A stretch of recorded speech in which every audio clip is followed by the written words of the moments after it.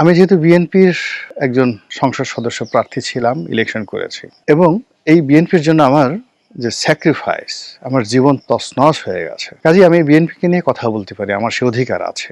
আমার বাড়ি ভেঙে দেওয়া হয়েছে, আমার গাড়ি ভেঙে দেওয়া হয়েছে, আমার শিল্প কলকারখানা বন্ধ করে দেওয়া হয়েছে, মামলা মোকদ্দমা দিয়ে আমার জীবন তছনছ করে দেওয়া হয়েছে। এমনকি আওয়ামী লীগ জামাত আমার ব্যক্তিগত পারিবারিক জীবন যাতে নষ্ট হয়ে যায় সেই চেষ্টাও করা হয়েছে। কাজেই সেই বিএনপির নিয়ে আমি কেন কথা বলবো? বিএনপির সফলতা মানে আমার সফলতা, বিএনপির ব্যর্থতা মানে আমার ব্যর্থতা। একটা বোঝার চেষ্টা করুন যে আমি একটা কুল ছেড়ে আসছি, আমি ইচ্ছা করলে সেই কুলে আর যেতে পারবো না। তো কাজেই এই কথাগুলো বিএনপি আমাকে কি মূল্যায়ন করুক বা না করুক ডাজ নট ম্যাটার, কিন্তু আমাকে বিএনপির ভালোর জন্য এই কথাগুলো বলতে হবে। আমি মনে করি মির্জা ফখরুল সাহেব যে কথাগুলো বলেছেন সঠিক বলেছেন। এখন তিনি ওই আমেরিকা থেকে বলার চেষ্টা করছেন যে তিনি এ ধরনের কোনো কথাবার্তা বলেননি।